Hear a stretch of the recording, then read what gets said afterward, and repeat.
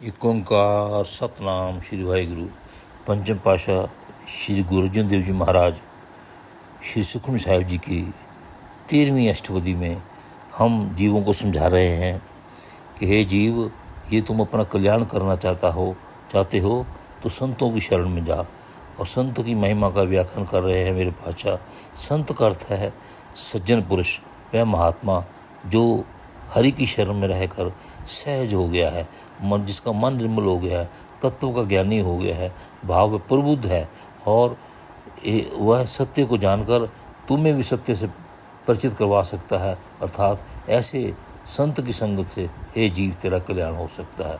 तो मेरे पातशाह जी संत की महिमा का व्याख्यान करते हुए 13वीं अष्टपदी के श्लोक में कह रहे हैं, संत शरण जो जन परे सो जन उदरणहार, संत की निंदा नानका बहुर बहुर अवतार। भावार्थ मेरे पातशाह कह रहे हैं, जो भी प्राणी संतों की संगत में रहकर संतों की शरण में आ जाता है उसका उद्धार निश्चित हो जाता है। परंतु हे नानक, संतों की निंदा करने वाले पुनः पुनः जन्म मरण में लगे रहते हैं। अष्टपदी के प्रथम पद मेरे पातशाह जी क्या है, संत के दुखन आर्जा घटे, संत के दुखन जमते नहीं छूटे, संत के दुखन सुख सब जाई, संत के दुखन नरक मही पाई, संत के दुखन मत होई मलीन, संत के दुखन शोभा ते हीन, संत के हते को रखे न कोय, संत के दुखन थान प्रष्ट होए, संत कृपाल कृपा जे करे, नानक संत संग निंदक भी करे। पहले पदे का भावार्थ है, संत को दुखी करने से प्राणी की आयु कम हो जाती है। संत को दुखी करने से मनुष्य यमदूतों की मार से नहीं बच सकता। संतों को दुखी करने से मनुष्य के समस्त सुखों का नाश हो जाता है।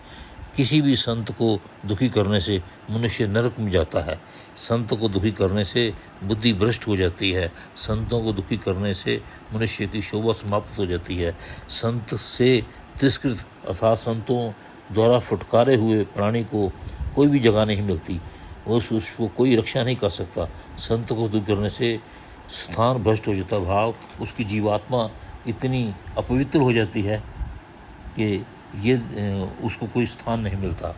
यदि संत स्वयं कृपालु होकर प्राणी पर कृपा करें तो हे नानक, संत संगति में रहकर निंदक भी भवसागर पार हो जाता है। दूसरे पद में मेरे पातशाह जी कह रहे हैं, संत के दुखन मुक्ते मुख भवे, संत के दुखन कागजू लवे, संत के दुखन सर्प जोन पाई, संत के दुखन त्रिक जोन करमाई, संत के दुखन तृष्णा में जले, संत के दुखन सबको चले, संत के दुखन तेज सब जाई, संत के दुखन नीच निचाई, संत दुखी को थौ को नाही, नानक संत पावे ता ओ भी गति पाई। दूसरे पदे का भावार्थ है, संत को दुखी करने से मुख भ्रष्ट हो जाता है। संत को दुखी करने वाला पुरुष कौवे के समान निंदा करता है और कौवे के समान ही रहता है। जैसे कौवा गंदगी में खाकर अपना मुख गंदा करता है, इसी प्रकार संतों की निंदा करने वाला भी कौवे के समान अपने मुख को गंदा करके रहता है। संत को दुखी करने से मनुष्य सर्प योनि में पड़ता है। संतों को दुखी करने वाला मनुष्य कीड़े इत्यादि नीच योनि में भटकता है। संत को दुखी करने वाला मनुष्य तृष्णा की अग्नि में हर पल जलता रहता है। संत को दुखी करने वाला सबके साथ छल कपट करता रहता है। संत को दुखी करने से मनुष्य को सारा तेज औरा अर्थात उसके प्रताप का नाश हो जाता है। संतों को दुखी करने से प्राणी नीचों से भी महानीच हो जाता है। संत के दुखी का कोई सुख का सहारा नहीं होता। ये नानक, ये संत कृपाल हो जाए तो निंदक को भी मोक्ष प्राप्त कर लेता है।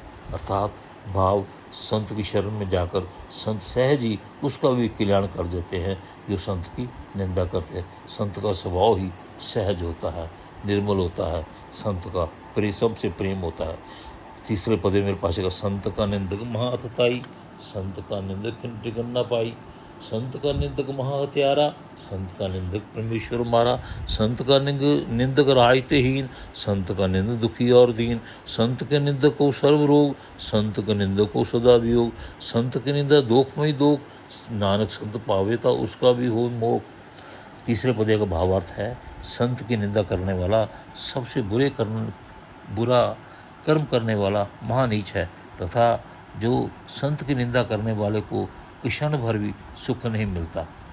संत की निंदा करने वाला महाहत्यारा है। संतों की निंदा करने वाले को ईश्वर की मार अर्थात भगवान की फटकार पड़ती है। संत की निंदा करने वाला शासन से रिक्त रहता है अर्थात उसको कोई पद नहीं मिलता। संत की निंदा करने वाला दुखी तथा निर्धन हो जाता है। संत की निंदा करने वाले को सर्व रोग लग जाते हैं। संत की निंदा करने वाले को सदा वियोग लगा रहता है। संत की निंदा करना दोषियों का भी महादोष है तथा पापों का भी महापाप है। परंतु यदि संत को अच्छा लगे अर्थात संत कृपा कर दें तो पापी को भी मुक्ति हो जाती है। चौथे पद मेरे पाशा कह रहे हैं, संत का दोखी सदा अपवित्र, संत का दोखी किसे का नहीं मित्र, संत का दोखी को डान लागे, संत को दोखी को सब त्यागे, संत का दोखी महाअहंकारी, संत का दोखी सदा भिखारी, संत का दोखी जन्मे मरे, संत का दुख नाम मुक्ति टरे, संत की दोखी को नाही ठाओ, नानक संत पावे ता लय मिलाए। चौथे पौधे का भावार्थ है, संत का दोखी सदा ही दूषित भाव गंदा होता है तथा इसी अपवित्रता के कारण संत का दोषी किसी का मित्र भी नहीं होता। संतों के द्रोही को यमराज भी दंड देता है। संत के द्रोही को सभी त्याग देते हैं। संतों से द्रोह करने वाला बहुत अभिमानी होता है। संतों से द्रोह करने वाला सदा पापी होता है। संतों से द्रोह करने वाला जन्म मरण के चक्कर में मुक्त नहीं होता और संतों के द्रोह करने वाला प्राणी सुख से सदा वंचित रहता है। संतों से द्रोह करने वाले को कोई रहने को स्थान नहीं मिलता। नानक ये संत की कृपा हो जाए तो अपने साथ मिला लेता है, सभी द्रोह क्षमा कर देता है। क्षमा संत का सबसे बड़ा स्वभाव है।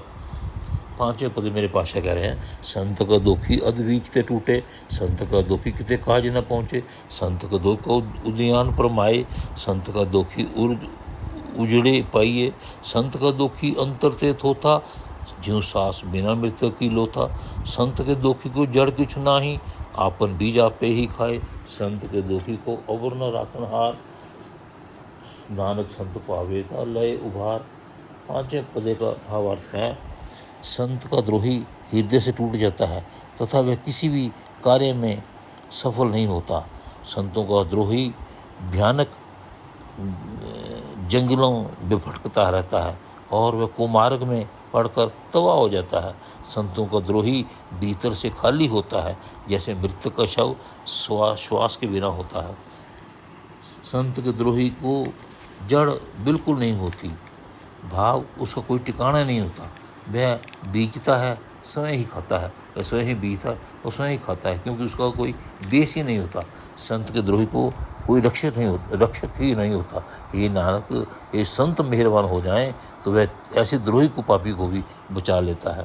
छवें पदे में मेरे पाशा कह रहे हैं, संत का दोखी यूं बिललाए, ज्यों जल बिन मछली तड़पाई, संत का दोखी पूफ न राजे, ज्यों पावक ईंधन नहीं तरापे, संत का दोखी छूटे अकेला, ज्यों बुआड़ तिल खेत मही दुहेला, संत का दोखी तरम ते रहत, संत का दोखी सद मिथ्या कहत, कीर्त निंदक का तुर ही पाया, नानक ज्योतिष पावे सोई मिथ्या थे सोई थिया।